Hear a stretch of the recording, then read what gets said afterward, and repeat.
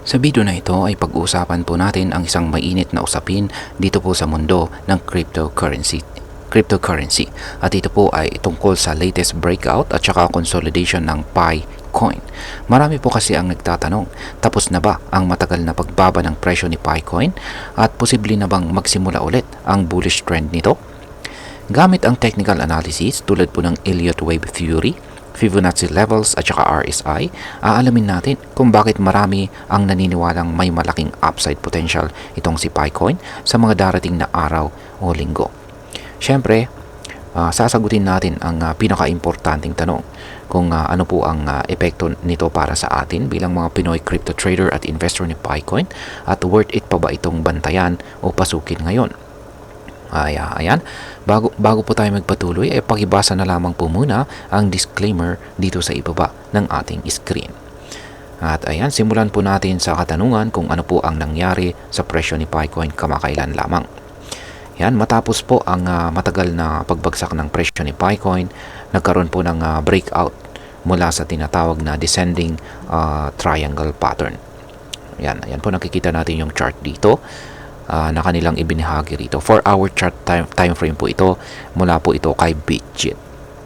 Ayan, at kitang-kita natin na nagkaroon nga, sa dulo nito ay nagkaroon ng breakout. Yan, simpleng paliwanag ay isa po itong senyales na maaring tapos na ang downtrend o pababa na presyo at posibleng magsimula ang panibagong pag-akyat. Ang breakout na ito ay sinamahan po ng halos 100% na pagtaas ng presyo. Kaya maraming traders ang biglang interesado ulit dito kay Picoin. Pagkatapos po ng pag-akyat, nag-consolidate muna ang presyo.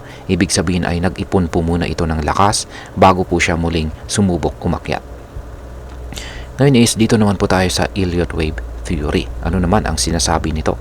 Ayon po sa analysis ay kumpleto na po ang 5-wave Elliott Wave impulse na umaabot po sa halos $3 dati. Pero pagkatapos po nito ay nagkaroon ng malaking correction or pagbaba at nabuo ang tinatawag na ABCDE na wedge pattern na bumaba hanggang sa presyo na 0.38 nitong April 5. Kaya yan, nakikita na rin po natin dito yung Elliott Wave Theory.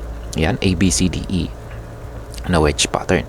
Ngayon, base po sa wave analysis ay tapos na raw ang E. Ito po yung huling bahagi ng correction. Kaya inaasahan na ang simula ng wave, yan, sunod na wave. At ngayon ay sa theory, base po sa theory na ito ay isa po sa pinakamalakas na wave sa bull cycle na ito. Ngayon dito naman po tayo sa RSI. Yan, nandito po sa ibabang bahagi ng ating chart dito. Ang RSI o Relative Strength Index ay isa po itong technical indicator na sumusukat naman po kung oversold o overbought na ang isang coin. Kapag sobrang baba ng RSI, ibig pong sabihin nito ay oversold na ang asset at maaring panahon na para umakyat. Dito po sa kaso ni Picoin ay pumasok ito sa oversold territory ilang beses na rin. At tuwing nangyayari ito, kadalasan ay nagkakaroon po ng reversal o pagbabago ng trend. Ngayon, ang RSI ay nasa neutral zone, kaya may sapat na room o puwang para tumaas pa ang presyo. Ngayon ay dito naman po tayo sa Fibonacci indicators. Yan po yung mga horizontal lines dito na kulay red. Yan, base po sa Fibonacci analysis, ang presyo po ni Picoin ay bumalik sa 0.786 na level na matatagpuan po sa presyong 0.56. Para po sa mga hindi pamilyar, ang 0.786 level ay isa sa mga common reversal zones o kung saan kadalasang nagbabago ang direksyon ng market mula pababa paakyat. Kung magtutuloy po ang reversal, possible raw na marating ni Picoin ang mga target levels tulad po ng $1.47 o 0.5 level ng Fibonacci o kahit $1.83 at yan naman po ay nasa 0.382 level ng Fibonacci. Lahat ng ito ay pwedeng mangyari kung magpapatuloy po ang bullish momentum. Ngayon ay ano naman po ang mga short-term indicators. Yan, dito naman po tayo sa 1-hour chart. Ayan. Kitang-kita po na kitang-kita rito ang early stage ng bagong bullish impulse. Yan, natapos na raw ang wave I sa presyong 0.80 at ngayon ay kasalukuyang nasa correction wave na II. Ayan, double I na naglalaro po sa presyong 0.54 hanggang 0.60. Kapag nag-breakout po ang presyo mula sa maliit na consolidation na ito, inaasahan po na magti-trigger ito ng wave triple I. Ayon po sa Fibonacci extension, ang possible price targets ay nakapwesto po sa presyong 0.904. Yan, nasa 1.0 fib level po yan. $1. Yan po ay nasa 1.272 ng fib level. At saka pangatlo ay ang presyong $1.13 na nakapwesto naman sa or nakatapat naman sa 1.618 ng fib level. Kung may sapat po na volume at mabasag ang resistance sa presyong 0.626, posible pong sumipa talaga ang presyo pataas. Ngunit kung bababa po ito sa presyong 0.54, maaring ma-invalidate po ang bullish structure na ito. Ngayon is ano naman po ang maaring maging epekto nito para sa atin bilang mga Pinoy crypto traders at investors ni PiCoin. Para sa atin, ang Pi Network ay isa pong kilalang project, lalo na dahil sa napakaraming Pinoy ang naging bahagi ng early mining phase nito gamit lamang ang ating cellphone.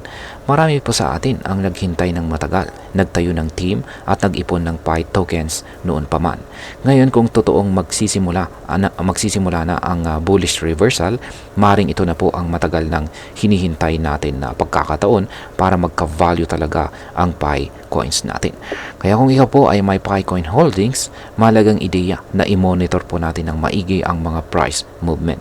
Kung balak po nating pumasok naman or mag-invest dito kay PiCoin, importanteng mag-research po muna tayo at mag-ingat lalo na sa presyo kung saan ay bibili po tayo.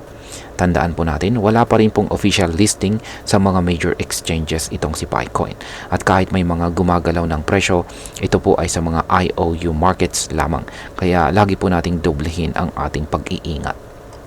Bilang panghuli, ay ang masasabi ko naman po rito ay ang development na ito ay positibo at nagpapakita po ng potensyal ng Pi Network sa technical side. Ang mga indicators tulad po ng RSI, Fibonacci levels at saka Elliott wave theory ay lahat na nag-a-align sa posibilidad na magkaroon ng isang bullish trend. Pero tandaan natin, hindi pa rin po ito garantiya. Kahit promising po ang chart, marami pa ring uncertainty sa fundamentals ng Pi Network. Gaya po ng kung kailan talaga magiging fully tradable ang PiCoin sa mga major exchanges. At kung ano po ang tunay na value nito kapag naging live na. Kaya ang pinaka-importanting gawin po natin dito bilang mga investors at saka traders ng PiCoin ay ang maging responsable. Aralin po natin ang market at huwag po tayong basta-basta sumakay lamang sa hype. Mag-invest lamang po tayo ng kaya nating mawala at huwag po nating kalimutang i-diversify ang ating portfolio. At ayun, hanggang dito na lamang po tayo sa video na ito mga ka-crypto. Marami pong salamat sa panonood. Ingat po tayo lagi at God bless po sa ating lahat.